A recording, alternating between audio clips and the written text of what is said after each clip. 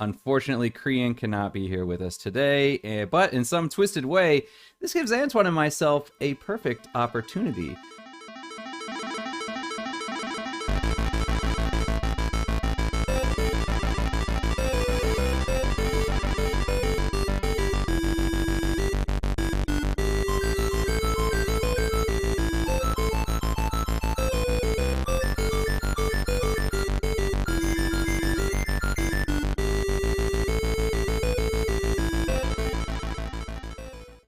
We will assume and draw a line in the sand. We are not gonna spoil you past the 2 lives that Adam made. So right away, before you continue this podcast or this video, go watch Adam's, uh, live shows and come back.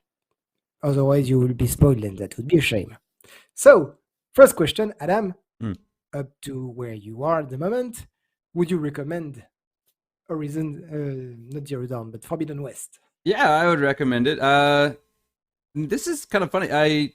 When I played the original one, I don't remember there being that many bugs. I will admit, I'll say right off the bat, I have experienced more bugs with this one than I did with the previous one. But I only had one game-breaking bug, and I'm saying this right off the beginning because I know people are going to say, "Oh, you're biased. You love the game."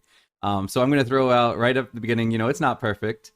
Uh, I did have one, like I said, I did have one kind of. It wasn't entirely game breaking. What it was it was really weird. I was in an Oseram camp and I wanted to go north.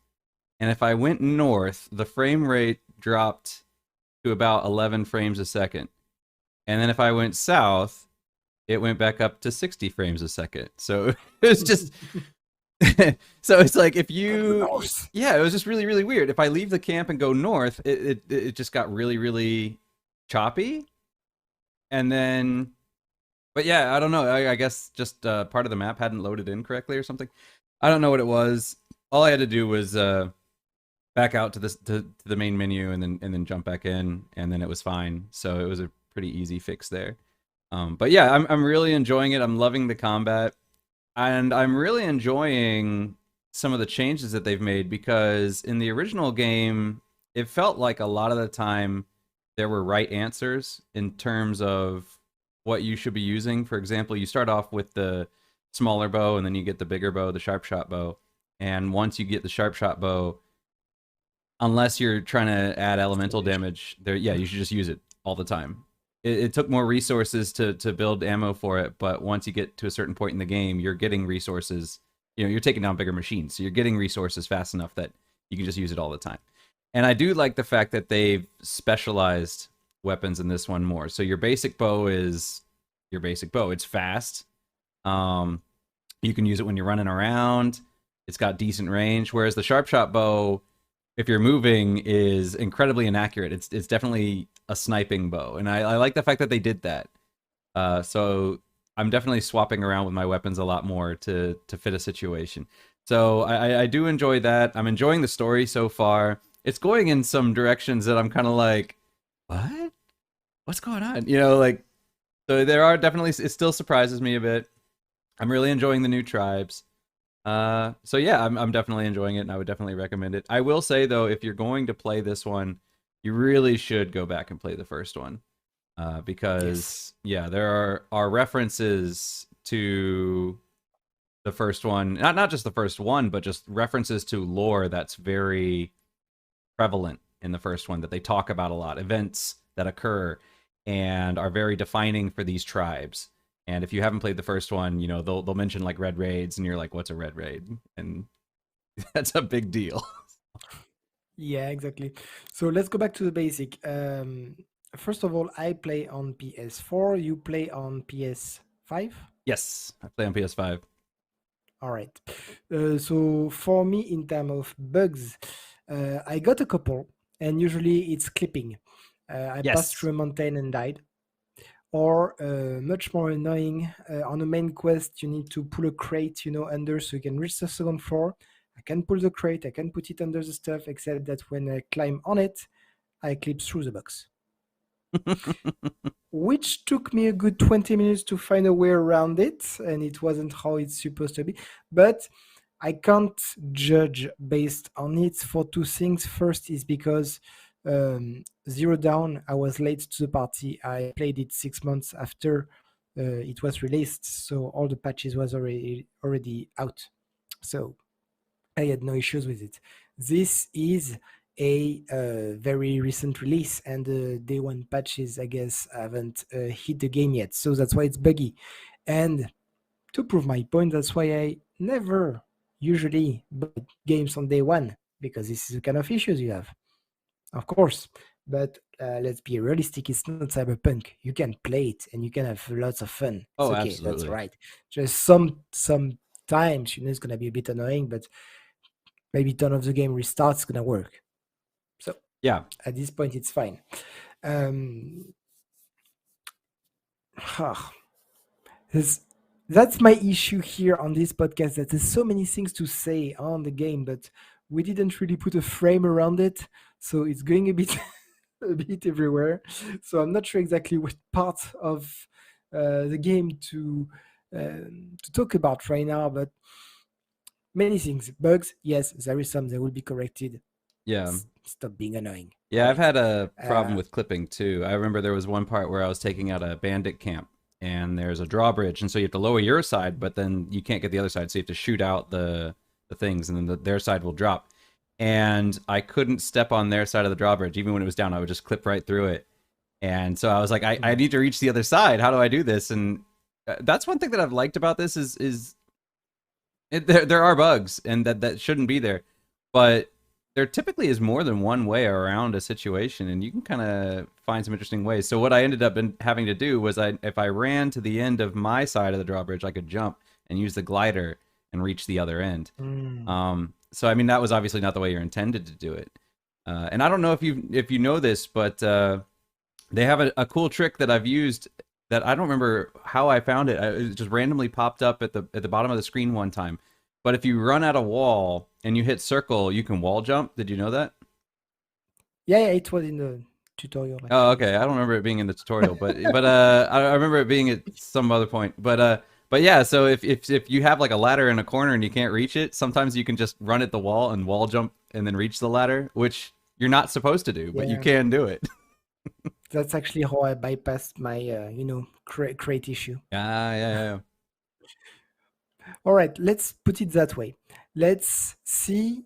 That's what I really was mad at Far Cry 4 is that it didn't really improve on past, opuses. Here, Forbidden West take all the good stuff which happened in the first, or the good ideas they had in the first, and really improved on it. I'm shooting my mic now. So, for instance, you play the first, or at least if you're here, I hope that you play the first. What do you find? You find cauldrons. You don't really have bandit camp here. You have rebel camp. It's the same The thing. different apart from the alarm, there's no alarms Yeah, that's no alarm. That's on true. rebel camp. Um, what else? You have lots of crafting mechanics, of course. You have a glider. A bit like in Breath of the Wild that you didn't have before, and it's very fun the way you acquire the said glider. It's not the original intended purpose, but you know, allow you has a lot of creative ideas. um, what else? You can always. That's very Horizon specific. You still You have all the can. traps. You have the pole casters. You can tie the robots down. Basically, anything you could do combat wise in the first one, you can still do it. But now she has I'm a a few new bit. tricks as well. Yeah. I'm very bad on combat on this game because, and it's a bit that the issue.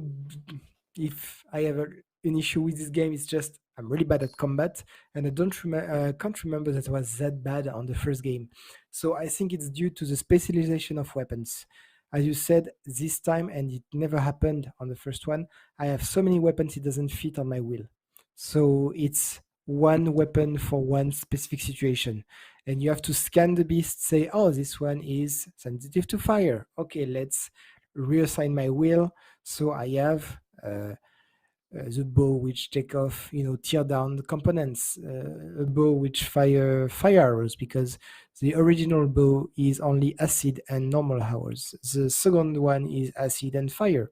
The war bows do normal, or you have a war bow specific for shock.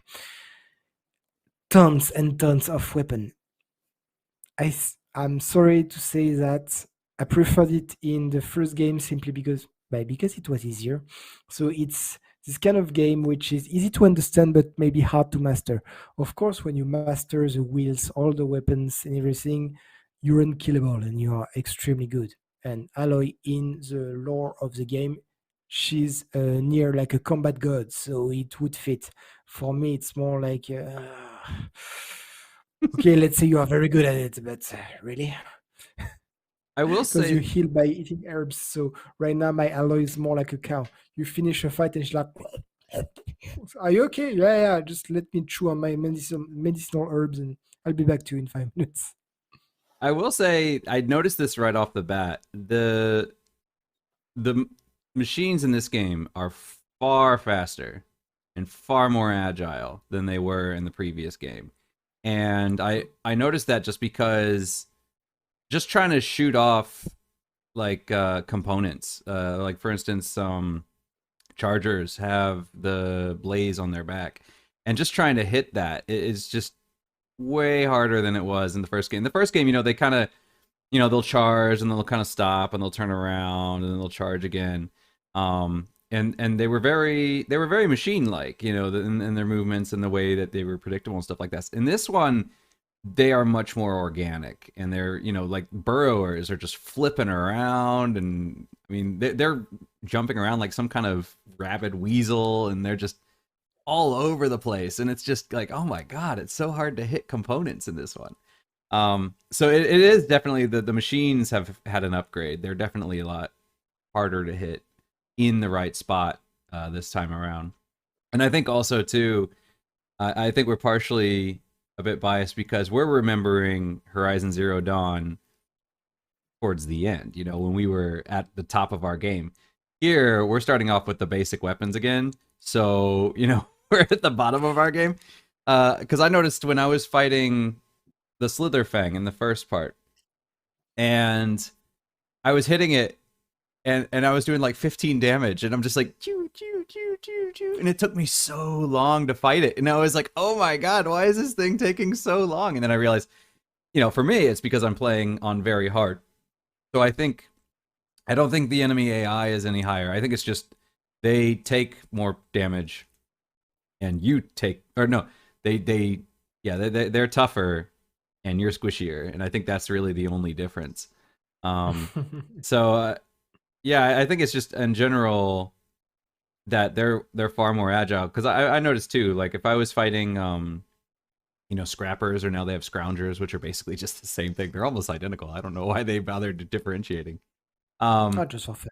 yeah, just for fun. But if I'm fighting those, if it's one on one, they close the gap quick, and you're like pew pew pew, and then you're like, oh no, and then I'm dodge rolling constantly trying to get out of the way because they're just like constantly attacking. But if you put like three of them on me, it's yeah, it gets real hectic real fast.